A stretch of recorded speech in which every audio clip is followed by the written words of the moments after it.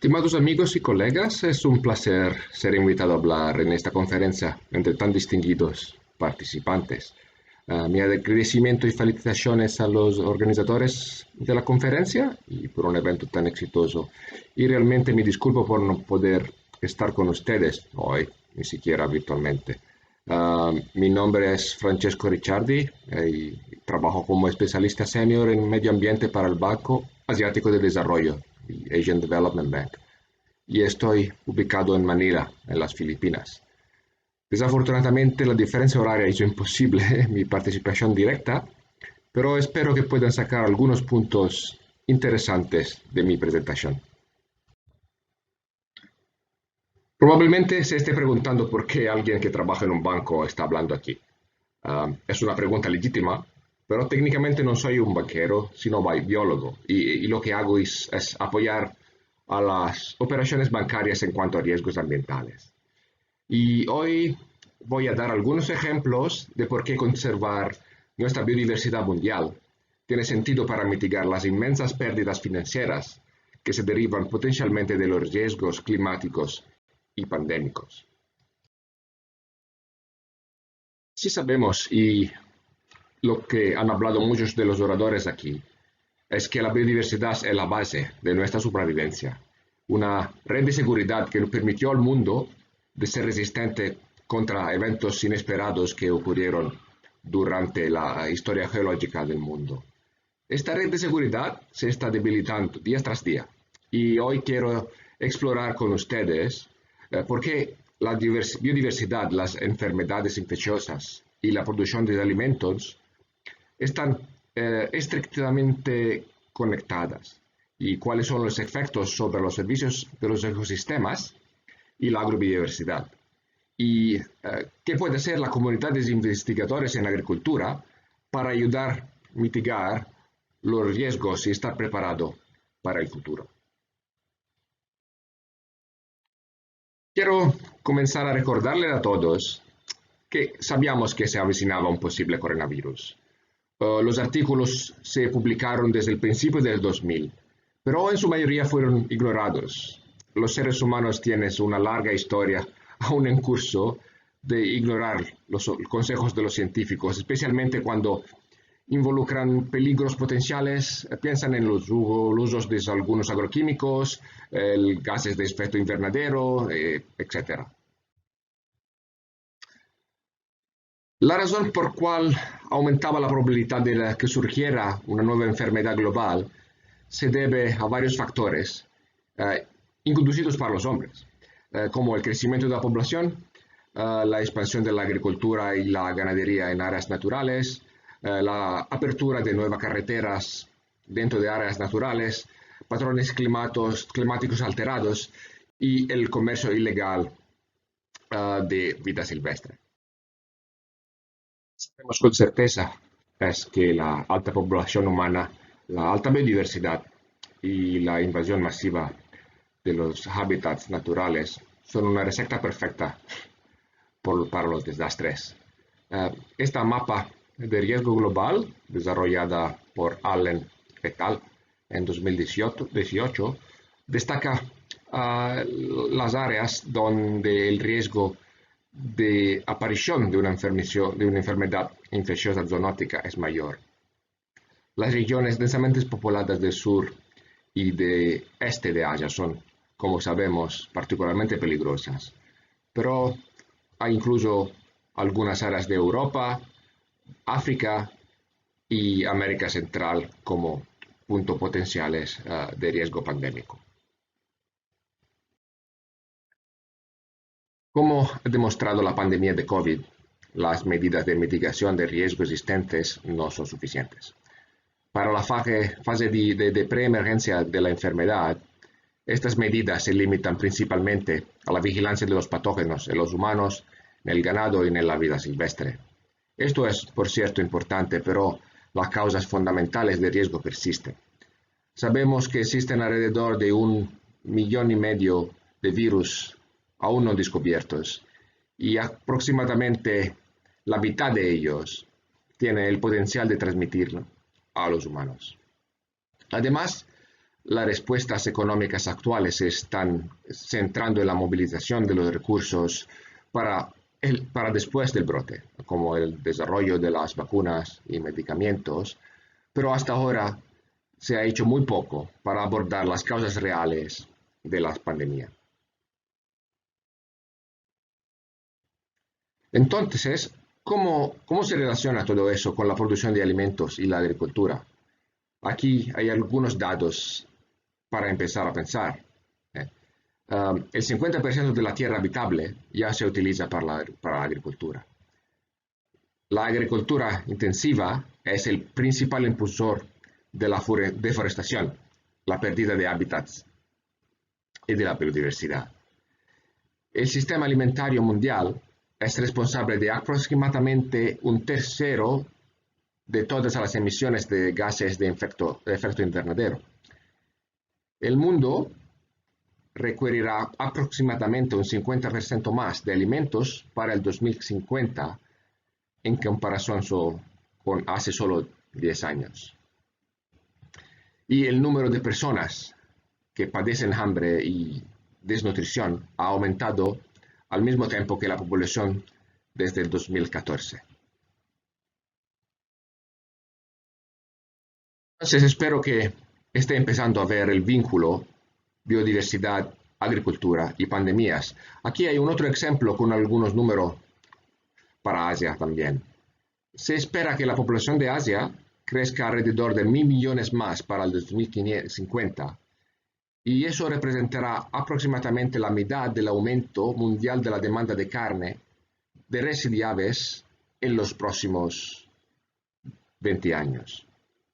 Por lo tanto, habrá un estímulo económico para aumentar la producción, y sea mediante la intensificación o expansión de áreas agrícolas existentes. Desafortunadamente, muchas de las áreas seleccionadas para la expansión son áreas de muy alta biodiversidad. Este documento de Zabel et al. En 2019 muestra claramente que tanto la expansión como la intensificación podrían conducir a una mayor invasión de los hábitats naturales y luego aumentar la probabilidad de un derrame de la vida silvestre del ganado, los cultivos o los humanos. Además de eso, se sumarán 25 millones de kilómetros de carretera en todo el mundo para el 2050, muchas de ellas en áreas con muchísima biodiversidad. Esto fragmentará aún más los hábitats naturales y aumentará las interfaces entre los seres humanos y la vida silvestre, dejando espacio para la conversión de tierras no reguladas y estimular también el comercio de vida silvestre. Hablando de eso, del comercio de vida silvestre, el vínculo entre este y las epidemias ya se ha confirmado en varias ocasiones. Tenga en cuenta que no solo estamos hablando de comercio ilegal, sino que también el comercio legal conlleva un riesgo significativo, porque un patógeno realmente no discrimina entre legal o ilegal. Los posibles brotes pueden amenazar la ganadería y la agricultura, alterar los medios de vida de las comunidades y el comercio internacional, y también alterar la estabilidad de los ecosistemas. Para finalizar esta panorámica sobre los factores que aumentan el riesgo de aparición de una pandemia, pasemos al cambio climático también. Las relaciones que hay entre las enfermedades infecciosas y los patrones climáticos alterados aún no se han entendido completamente. Pero lo que se sabe es que el cambio climático, el cambio de condiciones puede hacer que algunas áreas sean más favorables por los hospedadores de patógenos, como estamos viendo, por ejemplo, con el aumento de la difusión de la malaria en áreas de mayor altitud en África.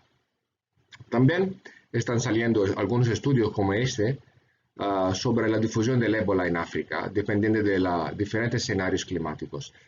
Entonces, en resumen, supongo que no sabemos exactamente lo que va a pasar en ese asunto, pero es poco probable que sea algo bueno.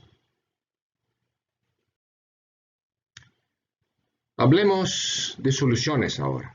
Podemos lograr colocar la conservación de la biodiversidad, incluida la agrobiodiversidad, en el primer lugar de la agenda política. Esta es una pregunta muy difícil y encontraremos resistencias como lo han puesto de relieve los hechos de la COP26. Sin embargo, también debemos tener en cuenta que el Foro Económico Mundial ha identificado la pérdida de biodiversidad entre los 10 principales riesgos en términos de impactos en las economías globales, incluso antes de que ocurriera el COVID-19. Entonces, la pregunta principal es, ¿cómo podemos satisfacer la creciente demanda de producción de alimentos debido al crecimiento de la población y al mismo tiempo detener la pérdida de biodiversidad y reducir significativamente el riesgo de otras pandemias? Aquí voy a proponer 4 soluciones que yo pienso que sean alcanzables a corto y medio plazo. Primero, necesitamos implementar una planificación integrada del uso de la tierra que considere la biodiversidad, la producción de alimentos, el riesgo de pandemia y los derechos de las comunidades locales. En segundo lugar, la consideración de la biodiversidad biológica en la planificación y el diseño de infraestructuras. Más adelante voy a mostrar algunos ejemplos de lo que estamos haciendo aquí en algunos países asiáticos. Y tercero, mejorar y hacer cumplir estrictamente las leyes contra el comercio ilegal de vida silvestre y empezar también a pensar en limitar aún más el comercio legal también. Cuarto, debemos repensar el turismo, centrándose más en la sostenibilidad ambiental y la cultura y tradiciones de las comunidades locales. La industria del turismo se ha visto gravemente afectada de esta pandemia, pero tal vez que esta sea la ocasión para un nuevo comienzo. Entonces, ¿por qué necesitamos una planificación integrada? ¿Y cómo vamos a hacer que esa funcione? Esta es la pregunta más difícil, ¿no?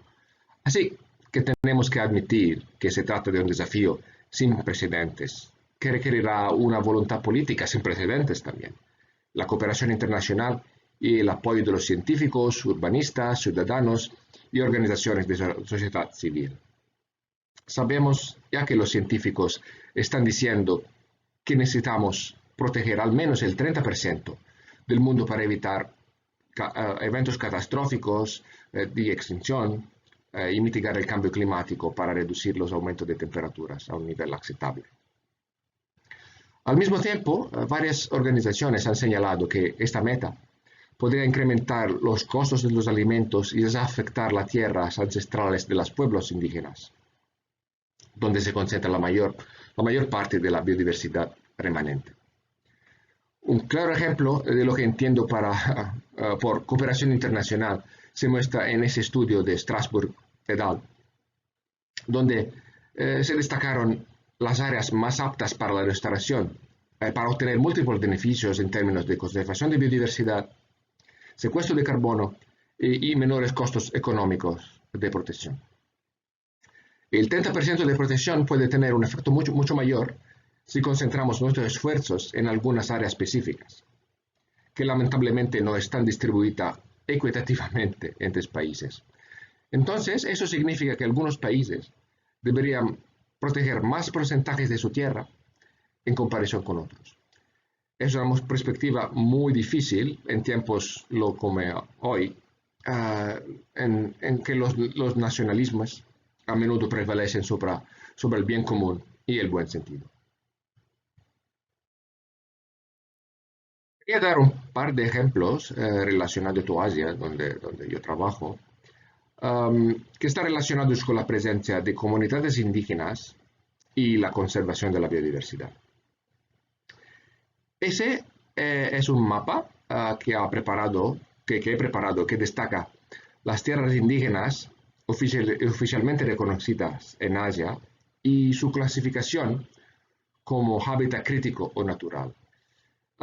Para la mayoría de las instituciones bancarias o financieras, como para la que trabajo, La definición de hábitats crítico está vinculada a la presencia de especies en peligro o en peligro crítico de extinción, especies endémicas o áreas restringidas, especies migratorias, áreas protegidas de ecosistemas llave. Aquí se puede ver fácilmente en ese mapa que la mayor parte de la tierra indígena en Asia es crítica, la roja, la naranja en este mapa, o natural, que es la verde. Lo que indica que la tierra ocupada por las poblaciones indígenas alberga un valor de biodiversidad significativo.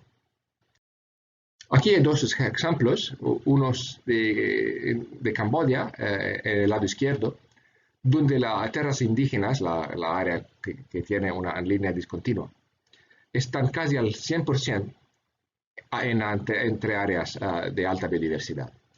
En las Filipinas, en el lado derecho, todavía hay también una superposición, pero no es tan significativa.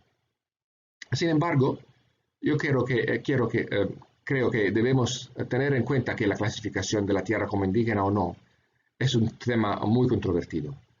Y las mapas oficiales podrían no ser muy precisas.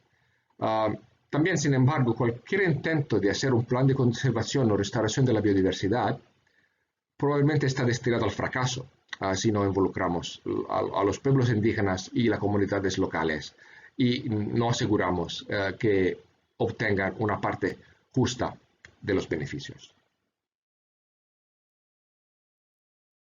Sí que estamos hablando sobre la restauración de la biodiversidad y de los hábitats, las comunidades locales y los pueblos indígenas.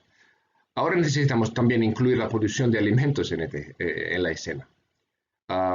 Muy oportuno, ese artículo de FASTRE recientemente indicó que la planificación integrada puede lograr los mismos beneficios para la biodiversidad con hasta un cuarto del costo de oportunidad para las producciones de alimentos, o seis veces más beneficios para la biodiversidad por una cantidad similar de producción de alimentos. Esto es un tema muy importante porque recientemente descubrí ese artículo en Nature Sustainability que me asustó mucho. El título es Alimentar a 10 millones de personas es posible dentro de 4 límites planetarios terrestres.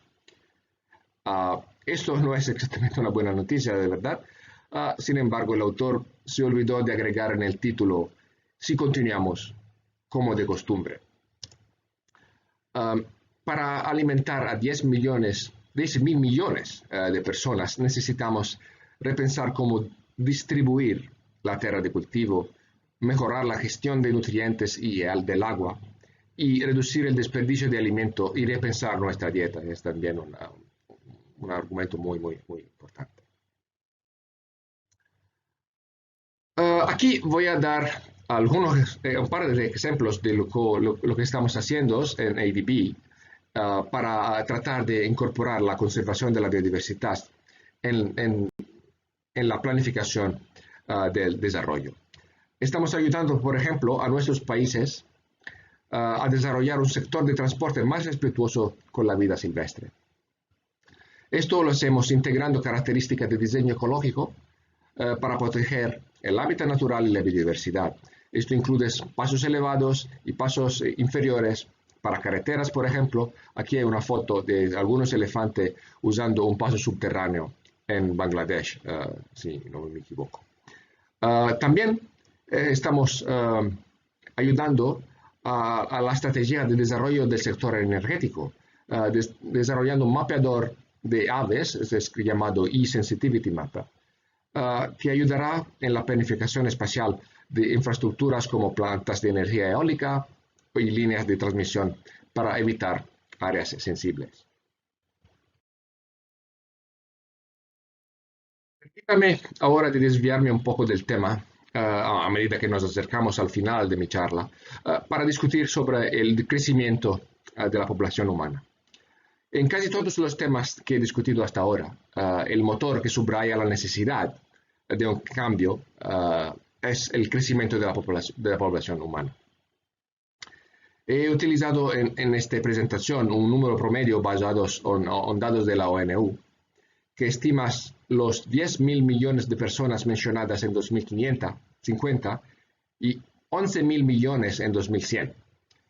Desafortunadamente, estos cálculos tienen un alto grado de incertidumbre y puede ser mayor o menor, dependiendo de lo que decidamos hacer con nuestro futuro. Las estimaciones de la comisión EAT-Lancet, basada en la suposición que podremos cambiar nuestro escenario de producción de alimentos a uno sostenible, eso predice que podemos alimentar hasta 10.000 millones de personas. Pero lo que quiero decir es que no necesitamos necesariamente llegar a ese punto. Algunas políticas exitosas como empoderar a las mujeres y las niñas, darle acceso a la educación y la salud, reducir los embarazos no deseados y estimular a las familias pequeñas, por ejemplo, tendría un efecto significativo en el crecimiento de la población mundial y aliviando la presión sobre la producción de alimentos y los ecosistemas. Por supuesto, este tema valdría una conferencia en sí mismo, así que me detengo aquí, pero les invito, si tenéis tiempo, a leer ese artículo que hemos publicado en la página de blogs de ADB, que intenta desacreditar algunos de los mitos sobre la población humana y las economías.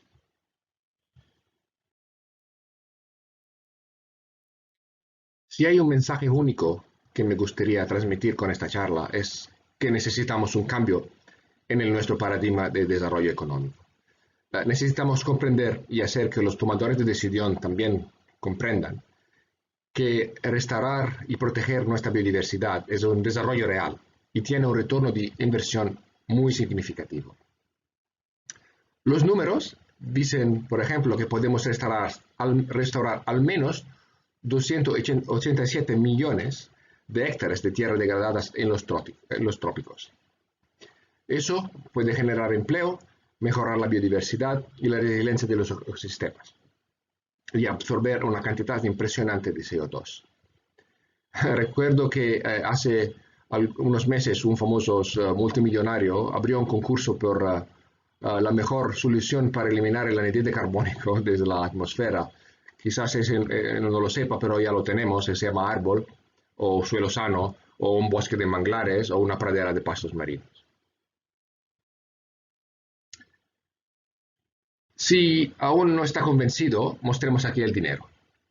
Un estudio de Dobson et al., realizado en el 2020, destacó que los costos de prevención de una pandemia, que incluirían reducir la deforestación a la mitad, un mejor monitoreo de los patógenos, terminar con el comercio de carne de vida silvestre, entre otras medidas, costaría alrededor 30.000 millones de dólares, que sin embargo, 500 veces más bajos que los costos reales de la pandemia.